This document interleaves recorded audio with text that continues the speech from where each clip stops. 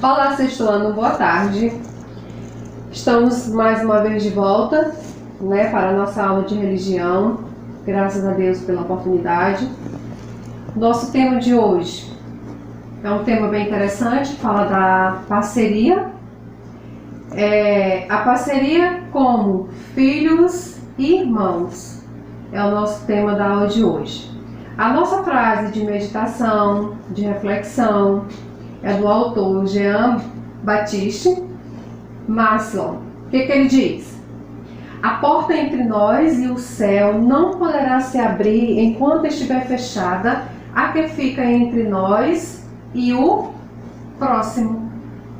Ou seja, é mandado bíblico, amado o teu próximo como a ti mesmo, e aqui nós estamos observando mais uma vez que a parceria como filho e irmãos, ela funciona, ou pelo menos ela deve funcionar em todos os sentidos, Então a frase ela nos afirma que a porta entre nós e o céu não poderá se abrir enquanto estiver fechado o que fica entre nós e o próximo.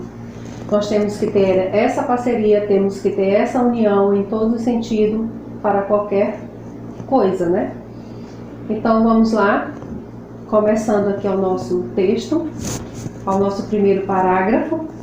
Diz o seguinte: um bispo brasileiro, reconhecido por sua profunda espiritualidade, sentia que não podia separar o amor de Deus da fraternidade com toda a grande família humana.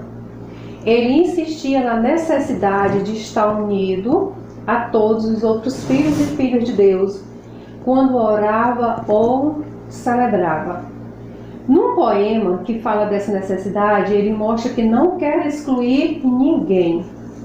Quer carregar no coração as crianças, os velhos, os poetas, os loucos, os doentes, os felizes, os infelizes, os crentes e descrentes, e até mesmo, e até todas as formas de vida, vegetal e animal, de todos os lugares. Seu poema termina dizendo: ai de mim, se subir sozinho ao altar de Deus. Então, esse religioso, o bispo, ele faz uma reflexão que a parceria, que o amor, que a fraternidade, ela deva envolver a todos sem excluir ninguém. E ele mostra, que até os loucos, eles necessitam dessa parceria, necessitam desse amor, necessitam dessa atenção.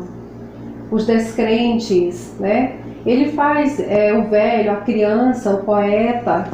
Então, ele faz o resumo aqui colocando que todos nós necessitamos desse amor, dessa parceria entre filhos, irmãos, enfim.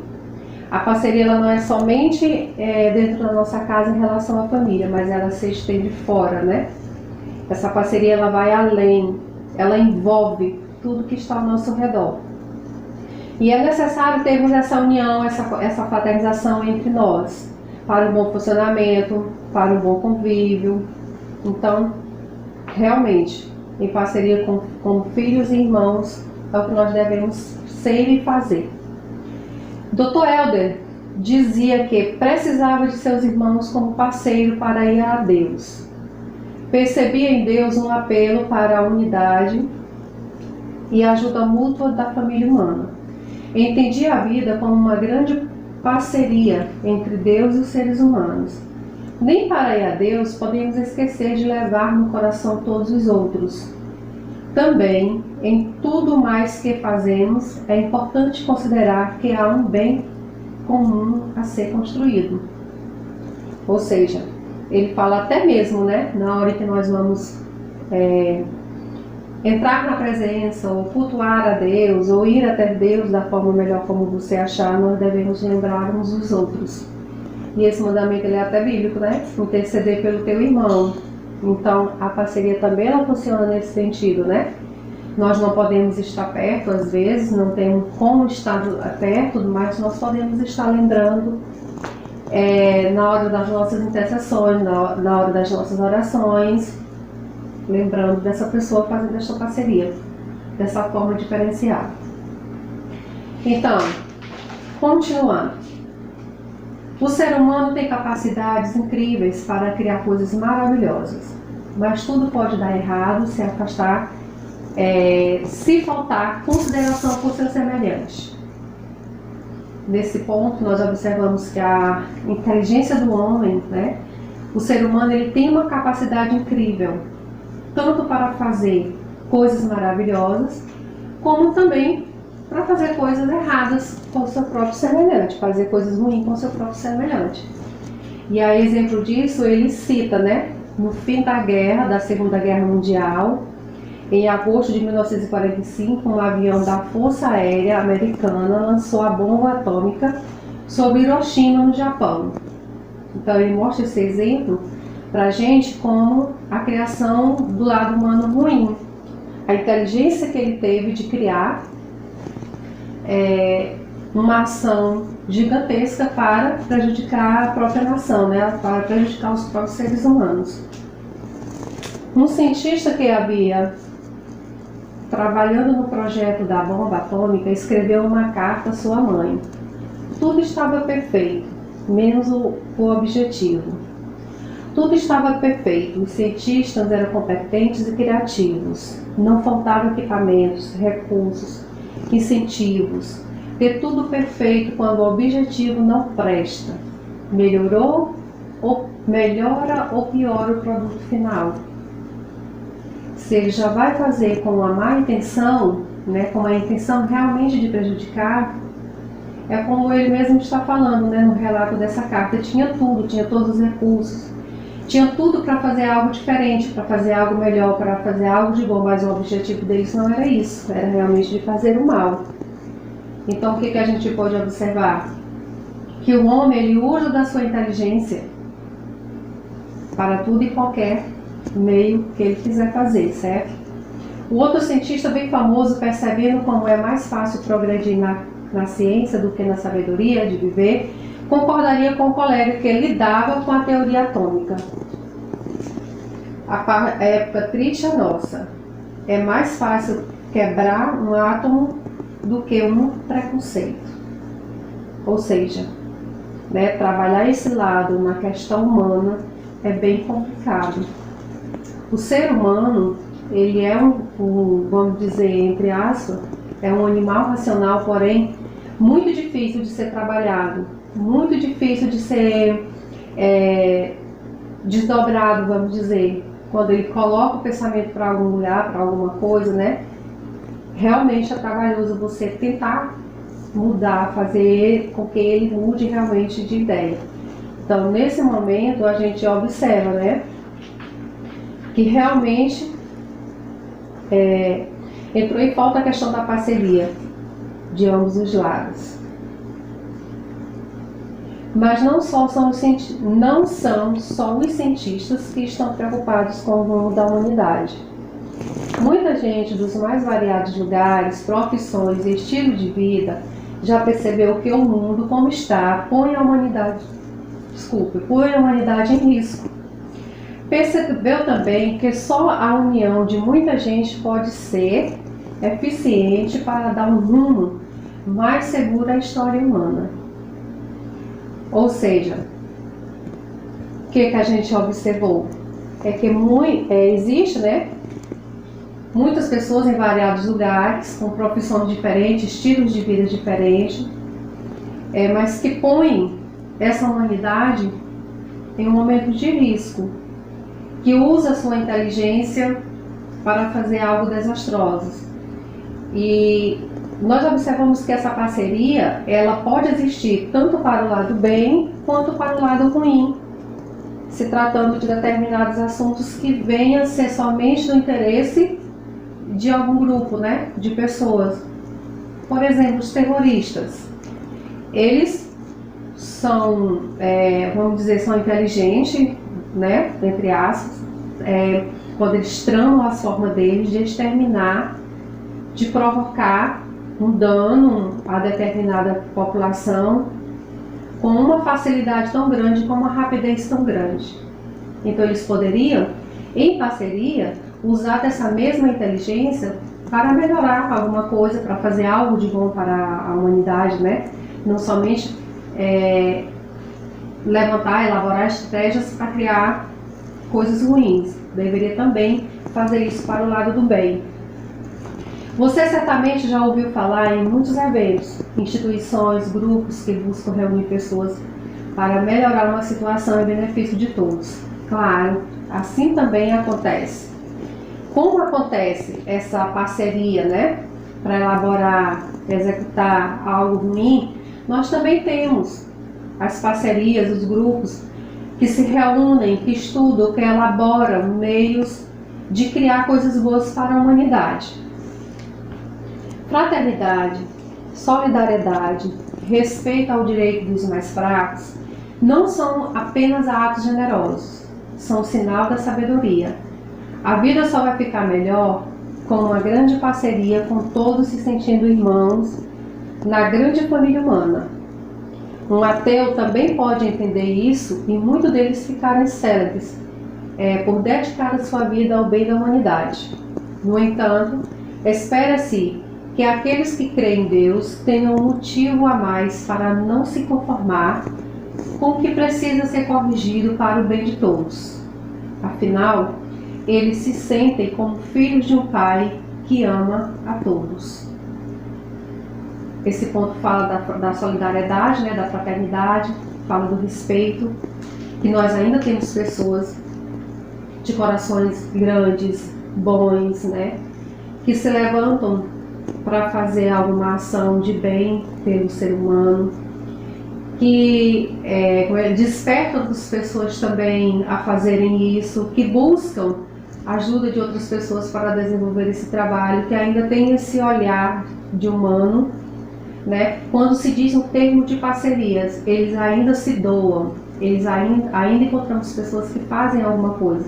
Ele fala aqui que até o ateu, nesse momento, ele é capaz, né, de ter essa ação, de fazer esse movimento voltado para a ajuda do seu semelhante, para ajudar o seu próximo.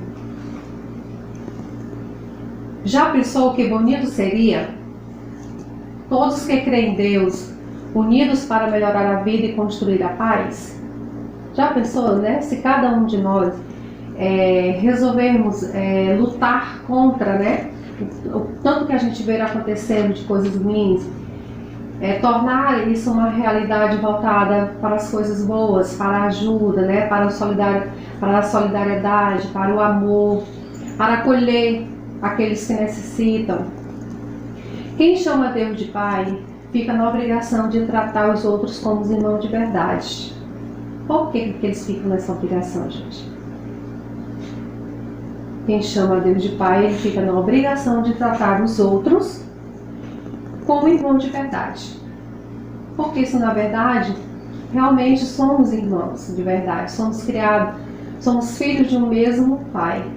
Então, se eu sou filho do mesmo Pai, eu tenho, ou seja, a humanidade toda é considerada irmãos, porque somos filhos de um único Criador, de um único Deus, de um único Pai.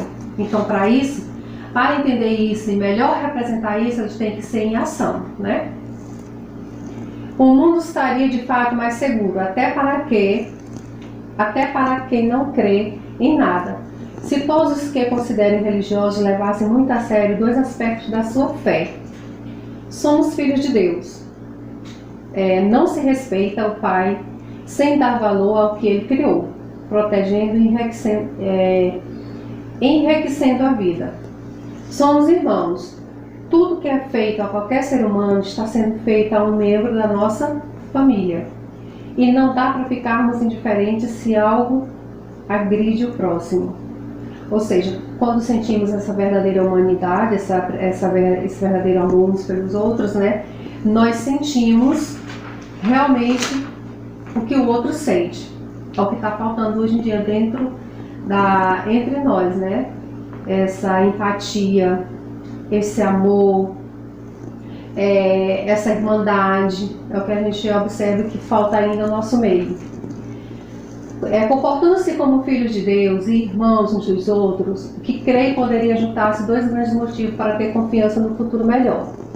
Deus estar de sócio em todo o bem que fazemos. Deus não quer trabalhar sozinho, Ele conta conosco, certo? Cada um se disponibiliza e Deus nos abençoe e nos ajuda, né? Uma pergunta importante está sendo feita recentemente. O que significaria para o mundo de amanhã se os líderes religiosos de todas as grandes e também das pequenas religiões hoje se pronunciassem decididamente em favor da responsabilidade pela paz, pelo amor ao próximo, pela não violência, pela conciliação e pelo perdão? Ou seja, essa junção ia fazer uma diferença enorme, né? No meio entre esse acontecimento, onde, por exemplo, pela paz, tem a caminhada pela paz, onde todas as religiões estão de mão dadas, né? Lutando sobre um único objetivo, que é a paz. Então, existem coisas que não depende da gente fazer essa separação, né? A união é a melhor coisa que pode acontecer. A parceria ainda continua sendo o melhor caminho para a resolução de alguns problemas. Então, a união ela é o ponto principal para as demais que nós precisamos em relação a questões assim resolvidas como essa. A pergunta não se refere só a discursos bonitos. Ela questiona as nações conjuntas dos filhos de Deus. Seja qual for a religião, a humanidade gostaria de poder contar com a força unida, de que temos motivos para crer na fraternidade, na justiça, no valor, na honestidade, na solidariedade e na compaixão. Independente da religião, porque cada um segue, né, da maneira que tem a sua doutrina. Mas o importante é que estarmos unidos. Como vocês vão perceber, vocês estão vendo na foto, nós temos líderes religiosos aos quais estão sentadinhos aí, de cada uma religião diferente. Mas o que eles estão mostrando pra gente? Que o suportar um outro, o respeito de um outro e a união entre si é o que prevalece e é o melhor de tudo. E no projeto cristão, como é isso? O Antigo Testamento fala do povo de Deus, que começou com Abraão, mas os primeiros capítulos da Bíblia contam histórias que refletem sobre o comportamento da humanidade de uma forma geral. Fora do paraíso, o primeiro grande pecado é um assassinato entre irmãos invejosos. Caim mata Abel.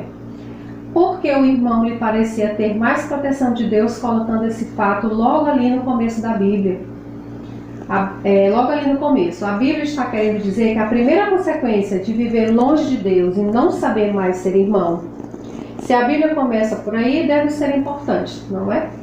Então começa, né? Nós encerramos o texto com essa passagem, onde Caim perde o amor pelo próprio irmão, que ele deixa a inveja de falar mais alta, e comete o assassinato, que é matando o seu próprio irmão. Isso mostra que, quando nos afastamos do próprio Criador, como lá no começo falamos, né? Que se eu amo a Deus e não considero meu irmão, se eu considero a Deus como meu pai, por que eu também não considero o meu próximo como meu irmão, se somos criados pelo mesmo, somos filhos do mesmo? Então o que aconteceu foi isso, um se afastou demais do outro, né? E deixou que o pecado da inveja tomasse conta. Então acabou que a parceria de irmão aí ela já não existia mais. Por isso aconteceu o que a gente conhece das histórias deles, ok? Depois da morte de Abel, Deus faz a Caim as perguntas que seguem pela humanidade inteira. Onde está o teu irmão? Que fizeste? O sangue do teu irmão clama a mim na terra. No Novo Testamento, Jesus insiste no amor ao próximo. Seguindo o ensinamento de Jesus, a carta de João diz que o amor ao próximo é a medida do amor de Deus. Ok, gente? E é por isso que a Bíblia nos reforça, né? Que amar o nosso próximo como a si mesmo. E amando o nosso próximo, nós temos mais a possibilidade de manter essa parceria com todos eles, né? Não só com parentes, mas também com amigos, enfim, até com pessoas que nós não a conhecemos em relação a essa parceria, que é o respeito, que é o amor, enfim. Então a nossa aula ela fica por aqui. Muito obrigada e até a nossa próxima aula, certo?